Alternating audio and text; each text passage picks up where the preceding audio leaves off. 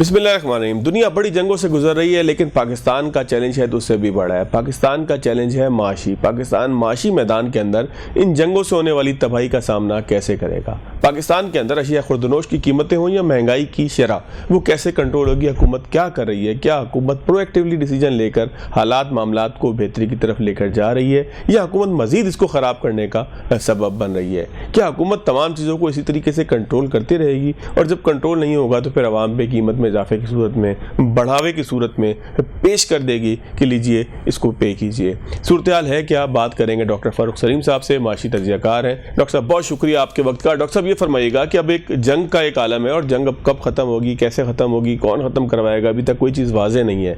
इस सारे सिनेरियो के अंदर क्या हुकूमत पाकिस्तान वो ज़रूरी इक़दाम कर चुकी है कि जो उसे करने चाहिए थे? यानी कि वो कहती है कि जी हमने पैसे बचाने हैं, हमने जो है वो हुकूमती अखराजात कम करने हैं, हमने गाड़ियाँ कम चलानी है, गैर मुल्की दौरे नहीं करने, और पेट्रोल की कीमतें जहाँ ज़रूरी होगा वहाँ बढ़ा भी देंगे। तो क्या आप ये कह सकते हैं कि एक ज़िम्मेदार रियासत की तरह कि जिसकी मईशत हमेशा ही 19-20 का शिकार रही है, पाकिस्तान अपने फ़ैसले दुरुस्त कर रहा है, या कुछ इक़दाम ऐसे हैं कि जो सिर्फ नुमाइशी हैं, हकीकत में नहीं है? देखिए, तीन बड़े चैलेंजेस नजर आते हैं सामने में। एक तो ये है कि हमारा जो बैरूनी सेक्टर है वो मुकम्मल तौर पे रेमिटेंसेस के ऊपर डिपेंडेंट है। उसका इन्हिसार तकरीबन 100% जो है वो जब तक वो $38 बिलियन जो हैं जो पाकिस्तानी बाहर काम कर रहे हैं वो पाकिस्तान ना भेजें तो पाकिस्तान का एक्सटर्नल अकाउंट नहीं चल पाता। अब प्रॉब्लम यह है कि वो 38 बिलियन में से तकरीबन 29-30 बिलियन डॉलर जो हैं वो गल्फ कंट्री से आते हैं, और गल्फ कंट्रीज में जैसे आपको पता है कि उनकी इकॉनमी स्लो डाउन हो जाएगी, वो जंग की सूरत हाल में है। तो फिर पाकिस्तान का जो बैरूनी सेक्टर है उसको बैलेंस किस तरह किया जाएगा? यानी कि इम्पोर्ट जो हैं वो बढ़ती चली जा रही हैं, रिमिटेंसेस कम हो जाएंगी, ऑयल बिल लगता है कि जितना तेल की कीमतें हैं वो बढ़ जाएगा। तो फिर हमारा जो करंट अकाउंट बैलेंस है उसको बैलेंस किस तरह कर पाएंगे? सबसे बड़ा इशू जो है बैरूनी अकाउंट में वो ये है। अंदरूनी सेक्टर जो है उसमें इन्फ्लेशन का इशू है, यानी कि अभी हुकूमत हमें बता रही है कि जो महंगाई की शरह है वो सिंगल डिजिट पे आ गई। इसमें कोई शक की बात नहीं। 2-3 साल पहले आपको याद होगा कि 30-32% पे महंगाई की शरह चली गई थी, अब वो कहीं 6-7% पे आ गई। अभी जो 55 रुपए फी लीटर पेट्रोल और डीजल की कीमत बढ़ाई गई है, मेरा एस्टिमेट ये है कि तकरीबन 4 या 5% मजीद वो इजाफा करेगी हमारी शराब महंगाई के ऊपर। तो महंगाई की शरह वापस जा रही है डबल डिजिट के अंदर। फिर जब तेल की कीमत बढ़ाई जाती है, और खास तौर पे तारीखी हवाले से अगर बुलंद तरीन यकमुश्त जो है उसमें इजाफा किया जाता है 55 रुपए फी लीटर, तो आप समझिए कि जिसकी तनख्वाह जो है वो माहाना 50-60-70 हज़ार रुपए है, तो उसकी आप समझिए कि 6 से 7 हज़ार रुपया कटौती हो गई, उसको टीका लग गया है। तो महंगाई की शरह बढ़ रही है और तनख्वाह की कटौती हो रही है। खासतौर पे अगर पेट्रोल डीजल की कीमत जिस शरह से बढ़ाई जा रही है तो मामलात कोई अच्छे नहीं हैं, चैलेंजेस बहुत बड़े हैं। और फिर ये अफगानिस्तान की जंग भी साथ साथ चल रही है, तो माशी चैलेंजेस हैं और अफगानिस्तान के साथ जंग का चैलेंज है। इसके लिए हुकूमत पाकिस्तान अभी कोई खातिर खा इकदाम हुकूमत पाकिस्तान की तरफ से नजर नहीं आए। सर, क्या इकदाम हो सकते थे जो हुकूमत कर सकती थी, और जो हुकूमत ने इकदाम किए, हुकूमत कहती है कि जो पैसा बचेगा वह अवामी बहबूद के लिए, फलाह के लिए इस्तेमाल करेंगे, तो हुकूमत क्या सोच रही है? कोई बहुत ज़्यादा पैसा बच जाएगा? क्या पाकिस्तान के अंदर गवर्नेंस मॉडल इतना मजबूत है कि आप जो फैसले करें उसका इम्प्लीमेंटेशन वैसे ही हो, और उसका जो इम्पैक्ट है वो रियल टर्म्स के अंदर आपके हाथ के अंदर आ जाए? क्योंकि यहाँ तो अंडे के और जो है वो मुर्गी के रेट हम हुकूमत डिक्टेट नहीं करवा पाती। कमिश्नर के जो रेट होते हैं, डिप्टी कमिश्नर के जो रेट होते हैं, वो इम्प्लीमेंट नहीं हो पाते। यहाँ तो रमज़ान बाज़ार के अंदर एक जो अपना बनाया हुआ बाज़ार होता है हुकूमत का, उसके अंदर रेट जो है वो हुकूमत कंट्रोल नहीं कर पाती। तो ये हुकूमत, या मैं किसी स्पेसिफिक पार्टी की हुकूमत के लिए नहीं कह रहा, जो पूरी एक हमारी हुकूमती मशीनरी है ये इतनी कैपेबल है कि जो ये कह रही है कि हम इस तरीके से बचत करेंगे, इस तरीके से बचत होकर कोई रियल कैश इनके हाथ में आ जाएगा? देखिए, मेरा जो नैरेटिव है वो ये है कि हुकूमत पाकिस्तान जो है वो मईशत के अंदर बहुत ज्यादा मुदाखलत करती है और उसके नतीजे से हम यहाँ पहुंचे हैं जहाँ हम इस वक्त खड़े हैं। देखिए, हुकूमत पाकिस्तान जो है वो पहले पूरे मुल्क की बिजली जो बनती है वो खरीदती है, फिर वो खरीदी हुई बिजली जो है वो उसको बेचने निकलती है और इस खरीदो फरोख्त के दौरान कोई 400-500 अरब रुपए का नुकसान कर देती है। हुकूमत पाकिस्तान गन्ने की कीमत फिक्स करती है, गंदम की कीमत फिक्स करती है और उसके नतीजे में वो मार्केट में बेतहाशा डिस्टोर्शन सामने आ जाती हैं। दुनिया भर की जो आबादी है वो चीनी 100 रुपए की किलो लेती है, तो हमें वही चीनी जो है वो 200 रुपए की किलो मिलती है। तो मैं तो ये समझता हूँ कि हुकूमत की मुदाखलत जो है वो मईशत के अंदर कम से कम होनी चाहिए। जो वो कर रही है उसके नतीजे में ये हमें कोई 4,000 अरब रुपए का इस वक्त सर्कुलर डेट गैस के सेक्टर में नजर आ रहा है, तो 3-3,500 रुपए का सर्कुलर डेट जो बिजली के सेक्टर में नजर आ रहा है। तो इस वक्त मेरा नैरेटिव ये नहीं है कि हुकूमत को मजीद मुदाखलत करनी चाहिए और कोई कीमतें फिक्स करनी चाहिए।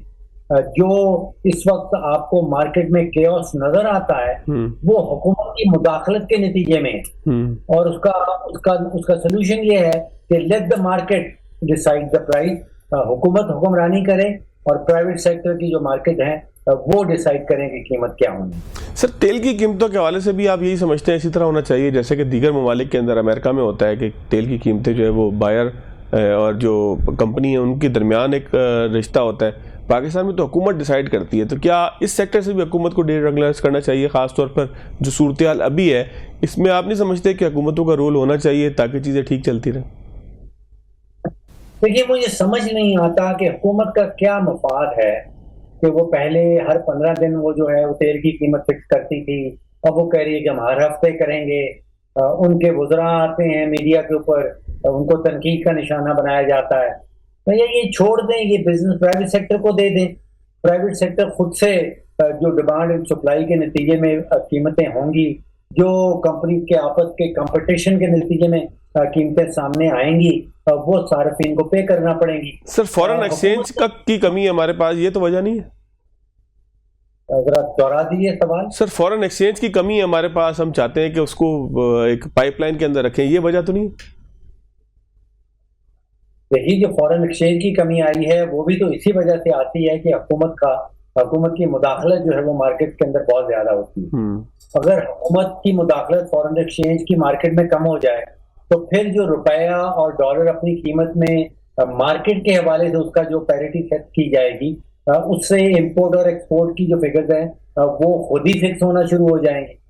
तो जिस चीज का प्रॉब्लम जिस प्रॉब्लम का हल हम ढूंढने की कोशिश कर रहे हैं उसका जो रूट कॉज है वो तो हुकूमत पाकिस्तान खुद से है।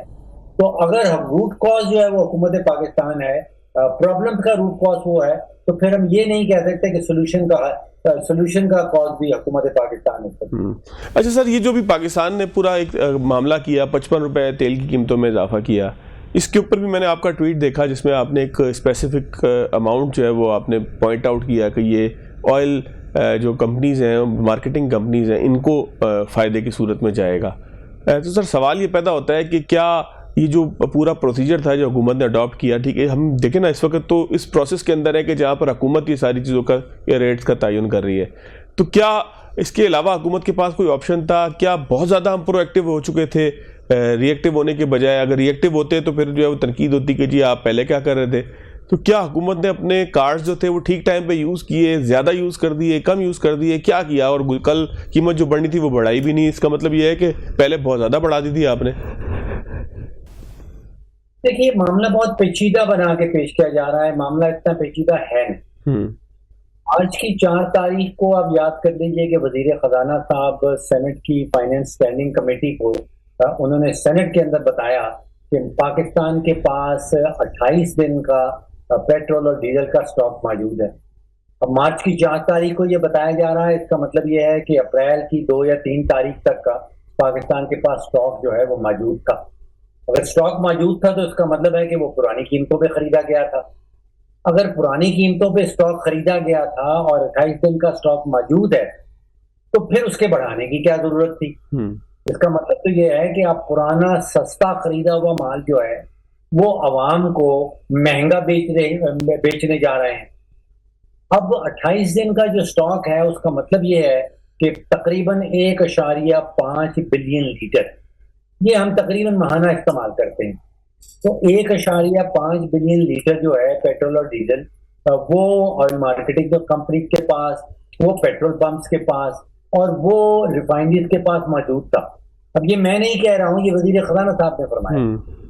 अगर वो मौजूद था और वो उन्होंने पुराने सौदों पे पुराने भाव पे खरीदा हुआ था और अब अचानक मार्च की 6 तारीख को हुकूमत जो है वो 55 रुपए फी लीटर बढ़ा देती है, तो फिर तो बड़ी सिंपल सी कैलकुलेशन है कि आपके पास 1.5 बिलियन लीटर पड़ा था, हुकूमत ने 55 रुपए फी लीटर बढ़ा दिया, तो आप 55 रुपए फी लीटर को 1.5 से ज़रब दे दें, आपके पास 82 अरब रुपया बच जाता। तो ये सवाल था मेरा हुकूमत से कि वो हमें बता दें कि वो 82 अरब रुपए का जो फायदा हुआ वो कहाँ गया। सर आगे जो बाइंग करनी होती है उसके लिए भी तो सरमाया दरकार होता है। अच्छा, अब आप ये कह रहे हैं कि हमने सस्ता माल खरीदा था लेकिन क्योंकि अगला माल हमें महंगा खरीदना होगा तो वो अगला माल जो महंगा खरीदना होगा उसके पैसे हम अभी वसूल कर रहे हैं। उसका मतलब यह है कि जब अगला महंगा माल मुल्क में आएगा तो फिर वो हमें सस्ता बेचा जाएगा क्योंकि उसके पैसे तो हुकूमत पहले ही वसूल कर चुकी है। लेकिन सर ये एक सर्किल नहीं है जिसके अंदर हम सारे फंसे हुए हैं? नहीं, कोई सर्कल नहीं, बड़ा सिंपल सा सवाल कि आपने जिस भाव पे माल खरीदा है उस माल पे आप उस भाव पे अपना टैक्स जमा करने के बाद, ऑयल मार्केटिंग कंपनीज का मुनाफा जमा करने के बाद, रिफाइनरीज का मुनाफा जमा करने के बाद, पेट्रोल पंप का मुनाफा जमा करने के बाद आप पब्लिक को बेच दें। देखिए 1 मार्च को हुकूमत पाकिस्तान ने एक रेट नोटिफाई किया, वो रेट नोटिफाई किया था, उसमें ऑयल मार्केटिंग कंपनीज का, उसमें रिफाइनरीज का, उसमें हुकूमत का अपना और पेट्रोल पंप का सबका मुनाफा शामिल था। ठीक, माल पुराना खरीदा हुआ था और मार्च 6 को फिर अचानक 55 रुपए बढ़ा दिया गया। ठीक हो गया डॉक्टर साहब, बहुत शुक्रिया सर आपके वक्त का। नाज़रीन एक छोटा सा ब्रेक लेंगे, ब्रेक के बाद आगे ब्रेक के बाद खुशामदीद डॉक्टर नुमान नियाज़ साहब मेरे साथ मौजूद हैं। डॉक्टर साहब बहुत शुक्रिया आपके वक्त का। डॉक्टर साहब सरफराज अहमद का करियर ख़त्म हुआ, वाहिद चैम्पियंस ट्रॉफी पाकिस्तान उनके दौर में जीता, उनकी क़यादत में जीता। एक तनकीद उन पर यह होती थी कि उनकी कीपिंग में कुछ इशूज़ थे, कैचेस बहुत छोड़ते थे, और इसके साथ साथ कप्तानी के हवाले से लोग ये कहते हैं कि वो बहुत अच्छी थी, उसके अंदर जो है ना वो एक महसूस होता था कि टीम के अंदर एक एनर्जी है और एक जोश है। और फिर जाहिर है कि आप एक बड़ी ट्रॉफ़ी जीत जाएँ तो फिर आप वैसे भी जो है वो आपकी कप्तानी अमर हो जाती है। सरफराज अहमद की बैटिंग के हवाले से भी जो है बहुत सारे सवालात उठे, लेकिन बहरहाल कहीं ना कहीं वो भी काम चला जाती थी। फिर PSL के अंदर जो है उनकी कारकर्दगी, इब्तिदा के जो सीजन्स थे उनमें उनकी टीम की कारकर्दगी बहुत आउटस्टैंडिंग थी। तो अगर सरफराज अहमद के करियर को मैं तो 3-4 चीज़ें जो मुझे समझ में आई मैंने आपको बताई हैं। आप अगर बहैसियत कप्तान, बहैसियत इंसान, बहैसियत विकेट कीपर, बहैसियत जो है वो कौमी टीम के एक अहम रुकन सरफराज अहमद के साथ, फिर कराची से चूँकि मैं ताल्लुक़ रखता हूँ तो यहाँ लोग ये भी कहते हैं कि उनके साथ ज़्यादती हुई, वो कि मुझे ऐसा ज़ाती तौर पे नहीं लगता, मेरा ख्याल है कि चीज़ें मेरिट पर भी बहुत सारी हुई, ज़्यादती भी हुई होगी, लेकिन कराची में आम तौर पे लोग ये समझते हैं कि उनके साथ कोई ज़्यादती हुई। आप क्या कमेंट करेंगे सर उनके करियर में? मैंने सरफराज को, सैफी को फॉलो किया है उसके करियर शुरू होने से पहले, जब वो खेलता था कराची में क्लब क्रिकेट, और उसके बाद अंडर 19 का ये विनिंग कैप्टन था, वर्ल्ड कप विनिंग कैप्टन था, और कुछ चीजें उसमें नेचुरली आती थी कि वो मैन मैनेजमेंट में बहुत अच्छा था, सच पर्सनालिटी, हाफिज़ कुरान, एंड चौवन टेस्ट खेल गया वो। और एक इंटरेस्टिंग चीज ये है कि कोइंसिडेंटल करियर इनका शुरू हुआ था, अगर आपको याद हो, अदनान अकमल ने अपने आखिरी टेस्ट में 60+ किया था, लेकिन उनका अंगूठा टूट गया था। और उसके बाद जैसा पाकिस्तान में होता है कि हम प्रीमियर रिप्लेसमेंट आती है और अगर वो अच्छा कर दे तो हम पिछले को भूल जाते हैं। तो अदनान अकमल का करियर हो गया खत्म और सरफराज परमानेंट हो गए। 2010 में ऑस्ट्रेलिया में थोड़ा सा आप ये कह सकते हैं कि वहां से काम शुरू हुआ, and I think he was one of the better captain recent history में। नॉट ओनली कि वो चैंपियंस ट्रॉफी जीते, अगर आपको याद हो तो वो T20 के बेहतरीन कैप्टन थे और पाकिस्तान नंबर 1 रहा, और 11 कंसेक्यूटिव सीरीज पाकिस्तान इनके अंदर जीता। और जिस वक्त इनको हटाया गया था एज कैप्टन ऑफ पाकिस्तान, वो आप शायद टेस्ट मैचेस से आप इनको हटा सकते थे, क्योंकि जो आप बात कर रहे हैं उसमें भी काफी सदाकत है कि ये पीछे जाना शुरू हो गए थे बैटिंग नंबर में भी, और इंसेंटिव नहीं लेते थे, अपने से ऊपर प्लेयर्स खिलाना शुरू कर दिया था। और फिर श्रीलंका का टूर हुआ था जहां पे स्पिनर ये नहीं लेके गए थे, और पाकिस्तान पे लॉस्ट थे जब रंगना हरात वगैरह ने अच्छा परफॉर्म किया था। सो उसके बाद से इनकी टेस्ट कैप्टनसी जाती या उनका बैटिंग स्लॉट जाता, क्योंकि Mohammad Rizwan was coming up really fast. लेकिन T20 से ये हटते नहीं थे, और इनका हटाना एक पॉलिटिकल डिसीजन था। We all know under 19 world cup का वो था, मैच था ओल्ड ट्रैफर्ड में, अंडर 19 कह रहा हूँ, 2019 का वर्ल्ड कप ओल्ड ट्रैफर्ड में जो मैच था, वहां पे तब के प्राइम मिनिस्टर ने ट्वीट किया था, वो वर्ल्ड कप विनिंग कैप्टन, के पहले बैटिंग करनी चाहिए, और वो अंडर रेन लेडन क्लाउड्स इन्होंने पहले इंडिया को खिला दिया था, पाकिस्तान जो है वो मैसिवली हार गया था। और उसके बाद अजहर अली आए टेस्ट मैचेस में, और फिर across all 3 formats Babar Azam को कप्तान बना दिया गया।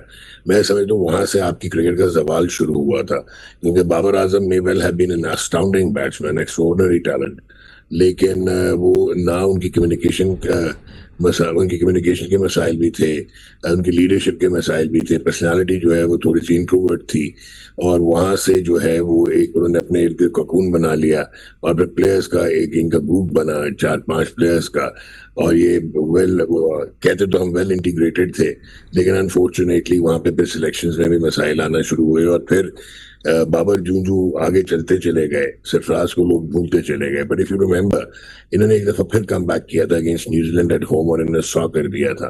तो I personally feel he was a quality batsman and a good wicket keeper. आजकल के विकेट कीपर्स को मैं देखते हुए सिर्फ आपको सर्किट में एक रिजवान नजर आएगा और एक वाहिद नजीर नजर आएगा, जिनको आप कह सकते हैं कि प्रॉपर विकेट कीपर्स हैं। अभी गाजी गौरी वगैरह भी इवॉल्व नहीं हुए हुए, तो proper one of the last of the Mohicans था, क्वालिटी क्रिकेटर। 371 इन्होंने डिसमिस जो है डिसमिसल्स किए, 61 T20 खेले, 117 वनडे खेले, 7 टेस्ट खेले, एक ऑलमोस्ट 2 डेकेड्स का करियर, 6164 इनके रन्स थे। So I will remember him as a player who contributed massively. लेकिन ऑफ कोर्स जिस तरह की आपने बातें की, इनकी कुछ सेल्फ इन्फ्लिक्शन की भी कहानी थी, और अब ये क्रिकेट में इन्वॉल्व हो रहे हैं। पहले ये इनको मैं समझ 19 के साथ ही रहना चाहिए था, और पाकिस्तान एस के साथ, अब ये सिलेक्टर बन गए। तो लेट्स होप कि ये मेन स्ट्रीम में रहे। एबिलिटी इनमें बहुत है, बट जूनियर लेवल पे ये काफी हेल्प कर सकते हैं क्रिकेट की, रादर देन कि हम इनको सीनियर्स में देखें। अच्छा, अभी क्या आपके समझते हैं कि जो बोर्ड इनके लिए रोल तय कर रहा है, उस रोल में सरफराज जो है वो सही से फ्लरिश नहीं कर पाएंगे, उनको जूनियर लेवल पे रखना चाहिए था? इसकी ये क्या बात थी, जरा डॉक्टर साहब इसकी डिफाइन करें। मैं बड़ी खुल के बात करूंगा। ये क्रिकेट बोर्ड की जो पॉलिसीज हैं और जो इनके डिसीजंस हैं, ये ऐसे लगता है कि सोशल मीडिया के क्रिटिसिज्म पे लिए जाते हैं, ये ऐसे लगता है कि विंसिकैलिटी पे लिए जाते हैं। बहुत सारे लोग ऐसे ओहदों पे काम कर रहे हैं जो कि शायद उन ओहदों से रेलेवेंट ही नहीं है। और अभी ये जो आपने कल की प्रेस कॉन्फ्रेंस देखी है, it was a share embarrassment.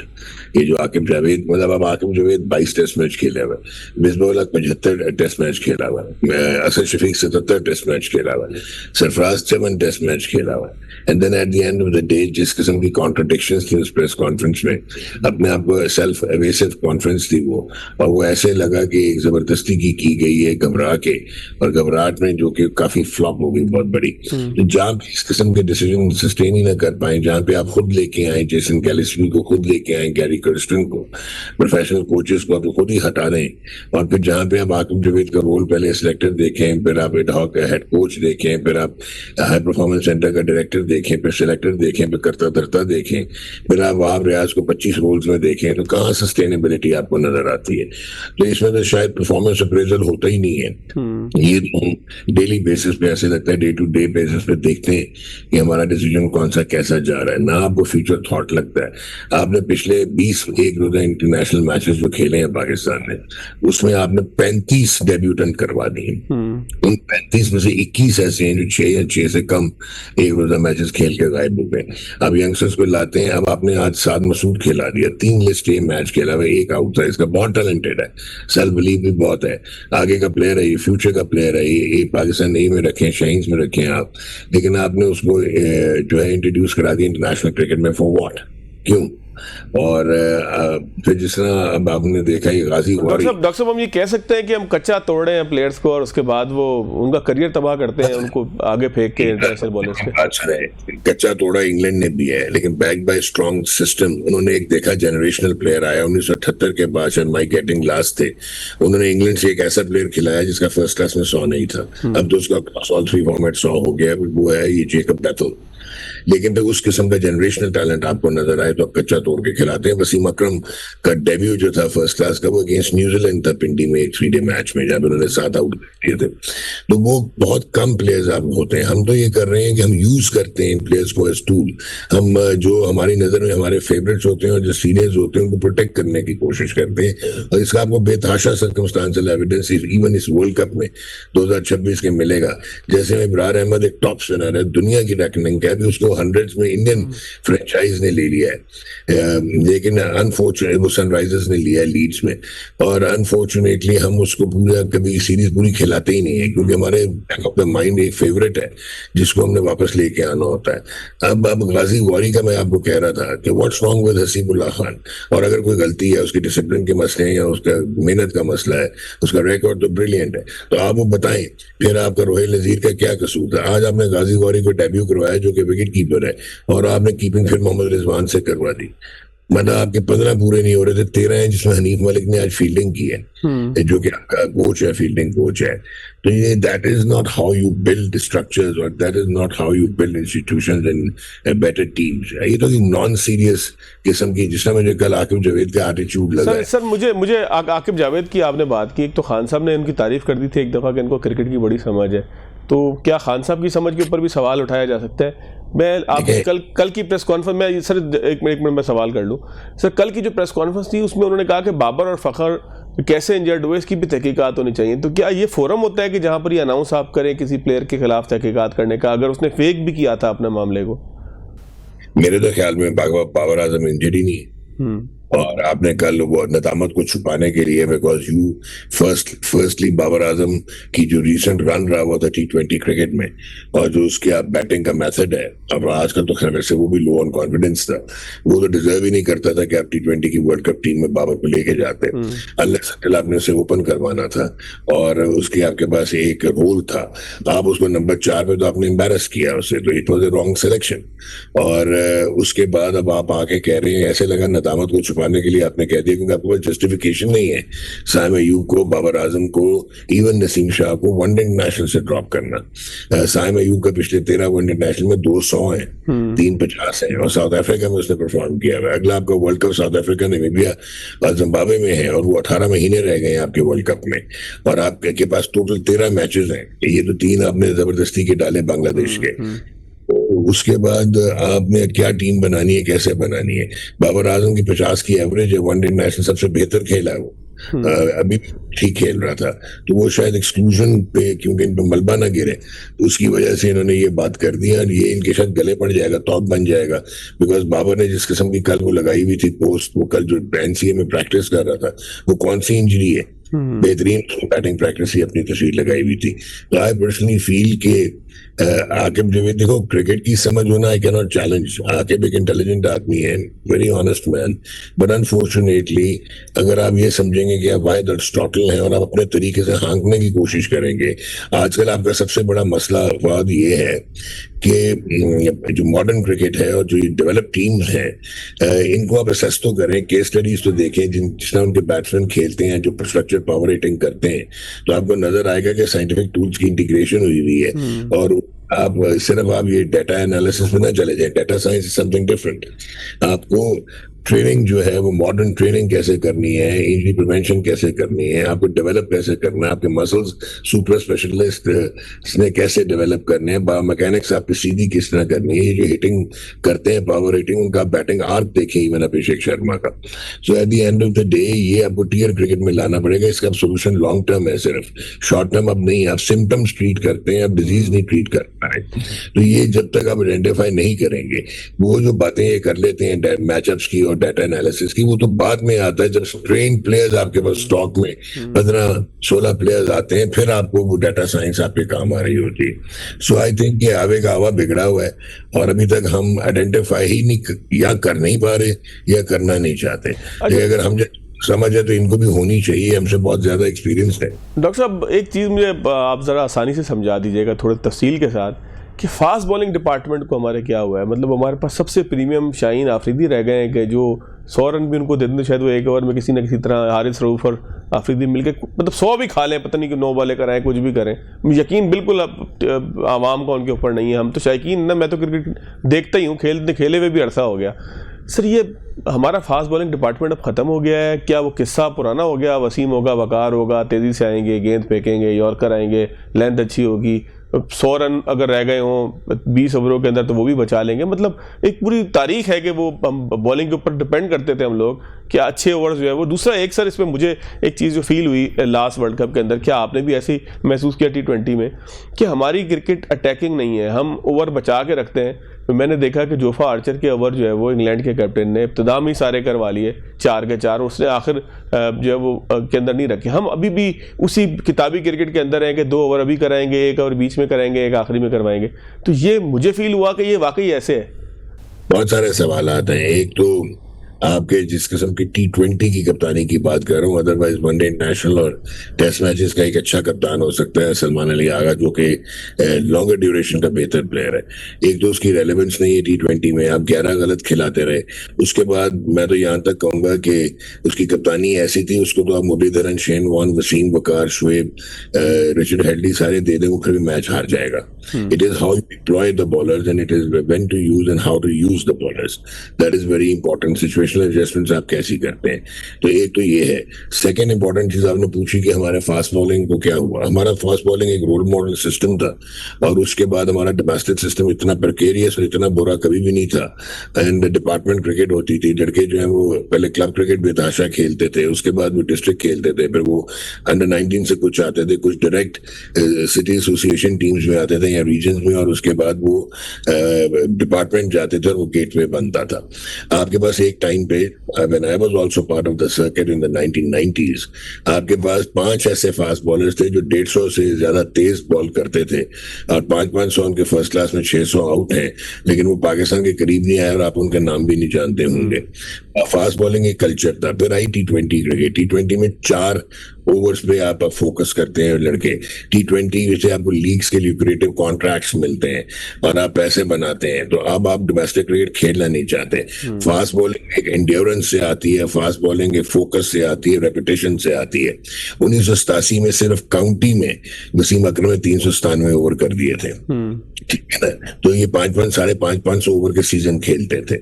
So unfortunately ना मसल मेमोरी है, ना बायोमैकेनिक्स प्रॉपर है। फिर ये इंजरी को अपने जो है वो छुपाते हैं, मास्क करते हैं, रिहैब प्रॉपर नहीं करते क्योंकि मिस्ड अपॉर्चुनिटीज ना हो जाए उसकी वजह से। एंड पुअर रिहैब है आपकी, और ये फिर अब सस्टेन ही नहीं कर पाते। ये 3 स्पेल तो दूर की बात है, ये तो 1 स्पेल पूरा नहीं करेंगे जो आजकल के फास्ट बॉलर्स हैं। अब शाहीन अफरीदी की रिहैब का इशू है। ये 152.7 किलोमीटर आवर पेस की गेंद फास्टेस्ट रिकॉर्ड हुई है। आजकल 128-130 पे करते हैं। स्विंग खत्म हो गई है, रिस्ट पोजीशन चेंज हो गई है, घुटना बाहर को निकल आता है, लिम्स को ही ज्यादा यूज करता है क्योंकि ये कंपनसेट करने की कोशिश कर रहे हैं, वो जो नी वेट नहीं लेता। तो ये सारी चीजें बड़ी साइंटिफिक हैं और को अगर आप लेके चलेंगे तो फास्ट बॉलर्स दोबारा आएंगे, वरना ये 4 ओवर्स के फास्ट बॉलर आपको नजर आते रहेंगे। फिर आपने ये जो चीज पूछी वो क्रिकेटिंग अवेयरनेस में आती है, क्रिकेटिंग अवेयरनेस सिस्टम से आती है। वहां पे डाटा साइंस यूज होती है, वहां पे आपको पता होना चाहिए कहाँ पे किस बॉलर ने किस लेंथ पे, किस कंडीशन पे, किस पिच पे कैसे एडजस्टमेंट्स करनी है। तो ये अनफॉर्चुनेट सी चीज है और तभी आप बिगर स्टेज के परफॉर्मर नहीं रहे और अब आप मान लें, आप पुरानी ग्लोरीज में रहना छोड़ दें। आजकल आपकी जो है ऑलमोस्ट एसोसिएट मेंबर की टीम है और आप नंबर 7 नंबर 8 की टीम है। वनडे में भी आपकी रैंकिंग 4 है, लेकिन जिस रफ्तार से हम एक्सपेरिमेंट कर रहे हैं और अगर माइक हैसन एक आधा साल और रह गए तो ये भी आप फर्क में जाएंगे। आपने बड़ी इंपॉर्टेंट बात की है, क्या कोच जिम्मेदार है जो पाकिस्तान की टीम का सवाल है? ये जी कोच को लाया कौन, नंबर 1।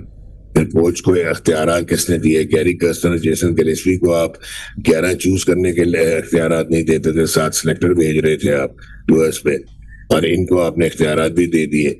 इनकी मेंटालिटी कहाँ है, इनका अप्रेजल कहाँ है, इनकी केपीआईज क्या है, इनकी जॉब डिस्क्रिप्शन क्या है, और जितने क्लियरिंग ब्लंडर्स इन्होंने 2026 वर्ल्ड कप में अभी किए हैं, जहां पे इब्रार को बाहर कर देना, इंग्लैंड के अगेंस्ट ना खिलाना, शदाब पे फोकस करना, शदाब को इवन ऑगमेंट करने की कोशिश की कि नामीबिया के अगेंस्ट जो है वो ऊपर भेज दिया, उस्मान नीचे चला गया, बैटिंग करने को परफॉर्मेंस हो जाए। तो इस किस्म के आपने बिट्स एंड पीसेस ऑलराउंडर्स पे फोकस किया। इनसे कोई पूछेगा तो आगे आपका हेड कोच का रोल भी आपको समझ आएगा ना। Thank you sir, thank you so much. नाज़रीन, आज के प्रोग्राम से इतना याद दीजिएगा। अल्लाह हाफिज़।